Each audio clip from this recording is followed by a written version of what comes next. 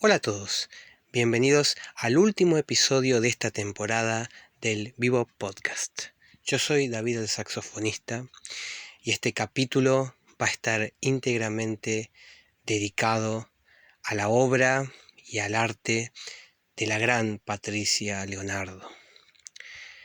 He hablado mucho de ella y siempre la he recomendado mucho cuando hablo con todos los artistas de manga argentino, y principalmente porque en todo este camino, en cada trazo que fui pensando, en cada invitado, su nombre siempre estuvo, pero porque realmente su arte ha atravesado todas las épocas, desde la época más primigenia del manga nacional hasta la actualidad. Y siempre estuvo, y creo que para todos los que hemos visto su arte, dejó una huella imborrable. Para mí es y será siempre la artista de manga argentino más importante de la historia, y principalmente es y será la madre del manga nacional, pionera absoluta en el género. Y antes de comenzar a relatar un poco lo que fue la entrevista que pude realizarle a Patricia vía Gmail, me gustaría hacer también una introducción, pero no de manera cronológica, sino de una forma mucho más especial. Me gustaría relatar cómo fue aquella primera vez que yo tuve el contacto con su arte. Hay que remontarnos al año 2006, un año muy especial, un año en el que estaba naciendo aquella mítica línea de mangas y cómics argentinos de Ivrea, que estaba coordinada por Alejo Valdearena. Y en aquel mayo de 2006 saldría a la venta en los kioscos Reparaciones Fina.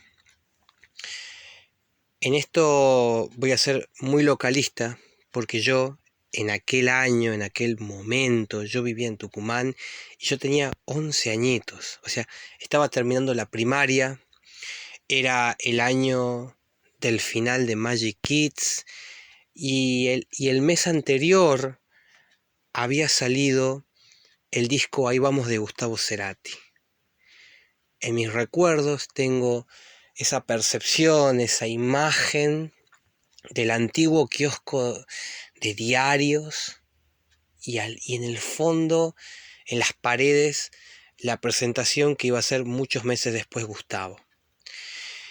Y yo pienso que todo tiene que ver con todo, porque cuando tengo Reparaciones Finas en las manos, uno también se remite a ese momento y a ese periodo tan especial, una época en que todavía no había internet en las casas, había que ir a los cibers que costaba $1 la hora, épocas en las que todavía existían los fichines, los arcades en el centro de la ciudad, y todo esto tiene que ver con todo, porque al leer por primera vez Reparaciones Finas, directamente fue como un cambio absoluto.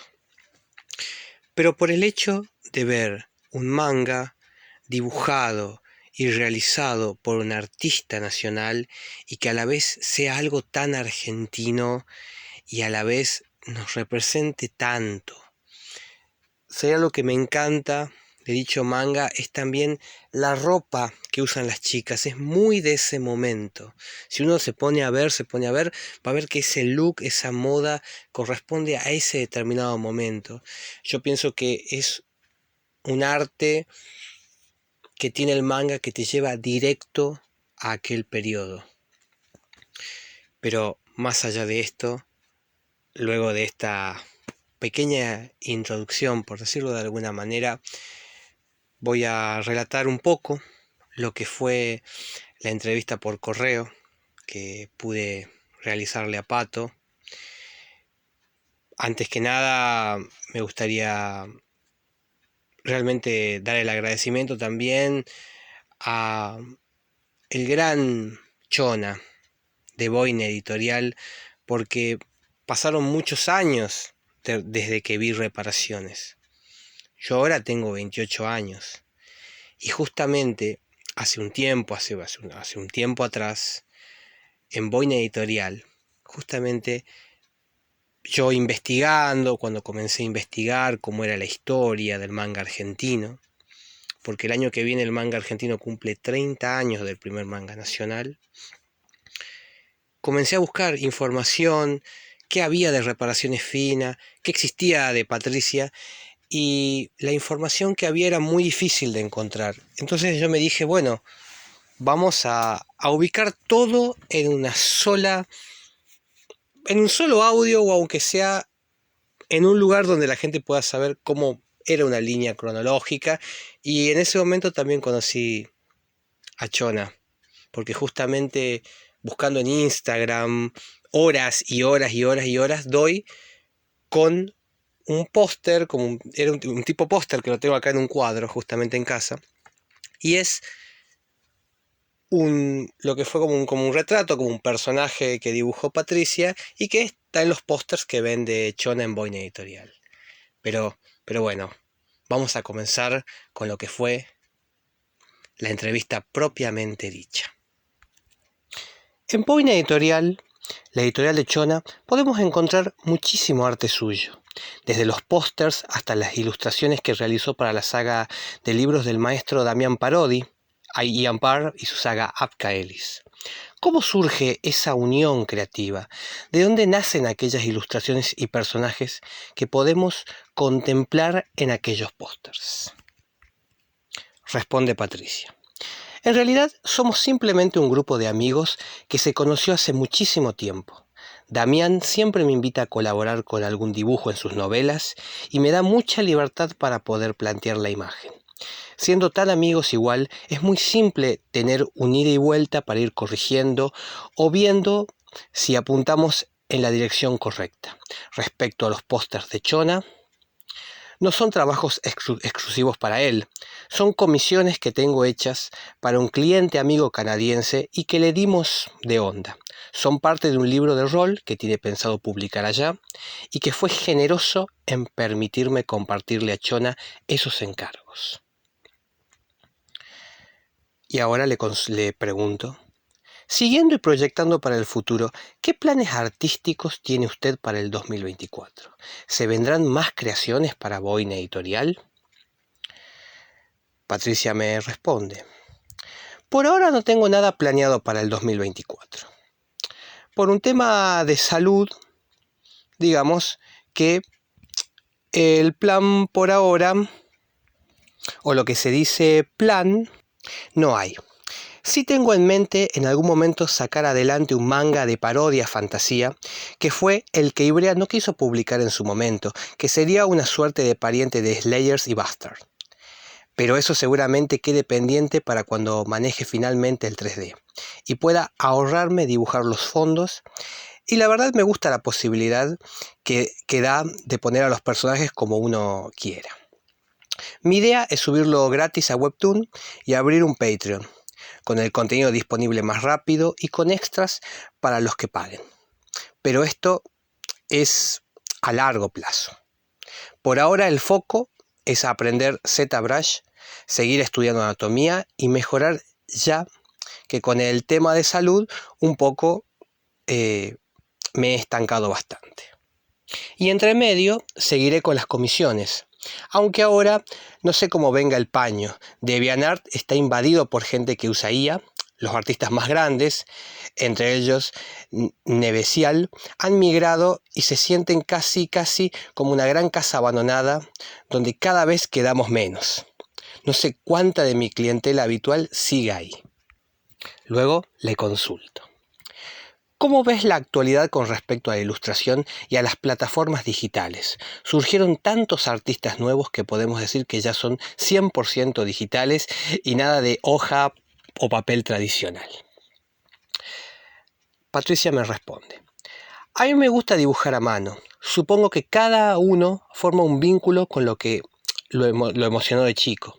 En mi caso, si el dinero no me detuviera, me la pasaría comprando cajas de lápices y marcadores a cada rato. Para mí, el olor de la tinta secándose, el ruido del lápiz, de la goma, son todas sensaciones muy conocidas. Hay una conexión emocional muy fuerte. Seguramente sea volver por un rato a una época de la vida donde todo era más agradable. Lo digital sin duda es mucho más cómodo, especialmente cuando trabajas para otros y necesita una corrección. Lo digital también carga con una mala fama para algunos, de que es más fácil. Será más fácil a la hora de corregir, de conseguir un pleno o un gradiente. Pero si no tenés los fundamentos de dibujo y pintura, la computadora no va a hacer ese trabajo por vos, sino todos pintaríamos como Brom o como Justin Sweet. Este último creo que trabajó en los retratos de uno de los Icewind Dale. Y ya quisiera yo pintar así. El tema de las plataformas digitales, por un lado, hace difícil hacerse notar por la gran cantidad de gente que hay. Hoy en día ya no es necesario ir a golpear la puerta para que te editen. Si tu producto funciona y tiene muchos seguidores, las editoriales te van a venir a buscar a vos. Por otro lado, tenés que ser una suerte orquesta con patas, porque tenés que generar contenido, postear en varios lados, que las fotos sean lindas y que le metas el hashtag correcto. A mí todo eso me satura. Todavía no entiendo cómo un sitio como Instagram, donde todo se ve microscópico, se haya hecho popular para los ilustradores. Pero bueno, los que saben mover las fichas con este tema, seguramente le pueden sacar bastante rédito. Hasta aquí llega la entrevista que le realicé a Patricia. Una entrevista breve, pero porque me gusta el concepto de que sea ver para el futuro. Eso fue lo que a mí más me interesó. Pero ahora, para los que quieran adentrarse en su arte, yo aquí voy a relatar un poco lo que es toda la cronología de Patricia. Pero vamos a hacerlo un poco más a la inversa. En vez de comenzar desde el inicio hasta la actualidad, vamos a ir de la actualidad para atrás. Ya hemos mencionado mucho a Boina Editorial, pero porque realmente Chona es un artista que apoya el arte independiente. Y justamente aquí, en dicha editorial, está la saga de libros que escribió Damián Parodi, gran amigo al que mando un gran saludo. Y en los libros de Parodi, y Ampar, su seudónimo, vamos a encontrar el arte de Patricia en las portadas también, pero dentro de sus libros hay un montón de artistas que son increíbles, que van ilustrando, digamos, todo lo que va ocurriendo en las historias, lo cual es muy, muy importante. Y justamente cuando pude entrevistar a Parodi en el podcast, nosotros hablamos de lo importante que es la amistad.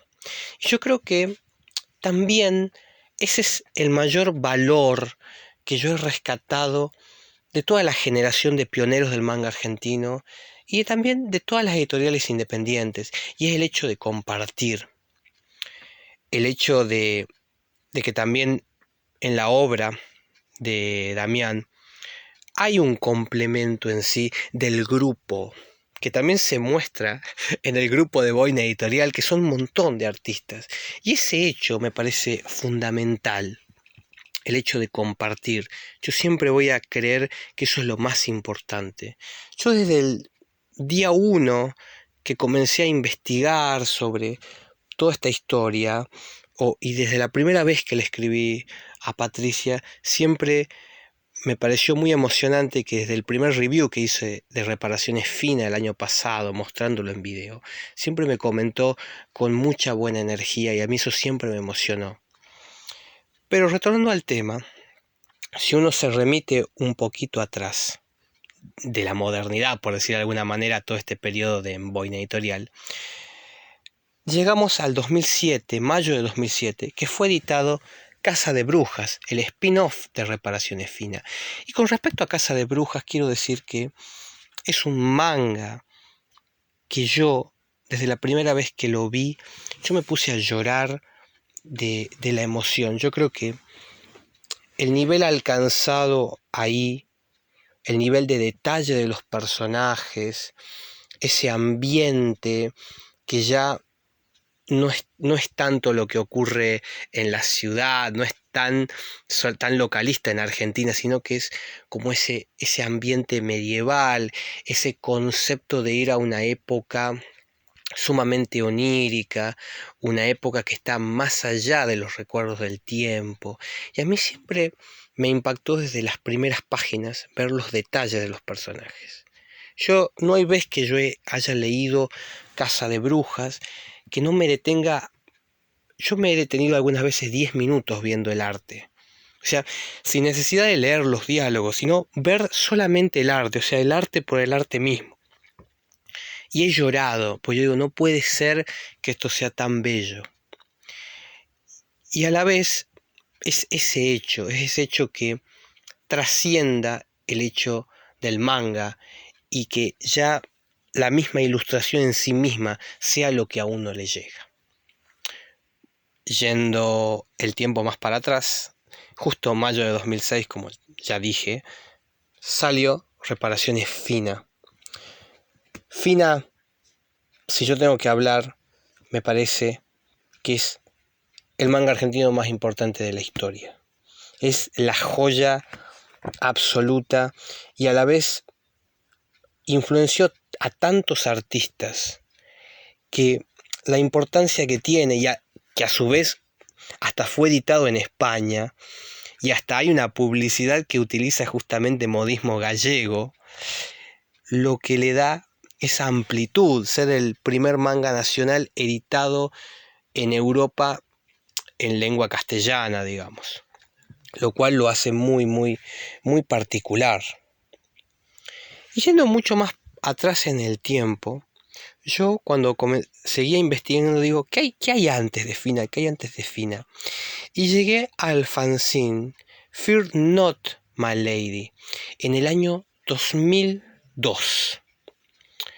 Un fanzine que cuenta con la historia Jack, una historia autoconclusiva que hizo Patricia, pero que a su vez esa misma historia en el fanzine entero está junto con otras historias que en un total son 5. Y yendo mucho más atrás en el tiempo, vamos al año 97 y vamos a encontrar el fanzine Apollon Connection. El fanzine Apollon Connection en su portada, dentro del fanzine y en la contraportada, la contratapa, cuenta con el arte de ella y es todo un fanzine dedicado justamente a Robotech, tan importante en aquellos días. La Apollon Connection sin duda es una de esas joyas difíciles de conseguir, pero que si uno lo intenta y lo busca, ahí está. Y esta historia, como el punto 1 también de todo esto, y que despierta recuerdos muy primigenios en todo lo que son mis recuerdos de primera infancia, es una vez que yo prendo el televisor, estaban dando el Club del Anime y eran unas clases que se llamaban clases de dibujo. Y bueno, y ahí nombran a un estudio llamado Kurai Corp. Y permiso, porque yo siempre voy a decir que las madres de nuestro manga argentino y cómo nació todo, como ese punto de inicio de todo, sin dudarlo fueron ellas y fueron las Kurai Corp. Allá en el año 96, Patricia Leonardo, Mariela Carril, Florencia Cuello y Marina Cuello forman el estudio Kurai Corp. Y mi agradecimiento eterno para ellas por haber sido realmente el punto inicial de todo esto que para nosotros es el manga nacional. Ahora, yendo porque hay algo muy importante. En todos estos periodos que estoy nombrando, en el año 2007, volvemos muy adelante en el tiempo, existe una gema muy importante que cuando investigaba todas estas cositas fue de gran ayuda, y es la Láser Extra, mítica revista Láser, pero la curiosidad es esta. Este fue el único número que existió de una Láser Extra, que era un especial sobre la Mega Comics. Y bueno, y aquí estaba la que para mí era como la única entrevista que había a Patricia, y que para los que quieran investigar o saber dónde se podría encontrar una entrevista mucho más extensa y de aquella época, bueno, la pueden encontrar ahí, que en la Láser Extra, que data de noviembre de 2006. Y un tiempo posterior, al año siguiente, en la época en que salía Casa de Brujas, existió una revista llamada Gata Flora. Era así como una revista tipo librito, así, revista femenina. Bueno, en el número 3 de octubre-noviembre, que tiene tapa de Bjork, hay una entrevista impecable a Pato que se llama Mujer de Ojos Grandes. Otra joya que uno va viendo y va encontrando, y encontrar todas esas revistas, toda esa época. Pienso que todo este viaje, todo lo que representó para mí investigar, todo su trabajo, es también el hecho de haberme permitido conocer a muchas personas que la fueron conociendo en diferentes momentos. Y también debo destacar, como volviendo así el tiempo atrás como un reloj, ¿no?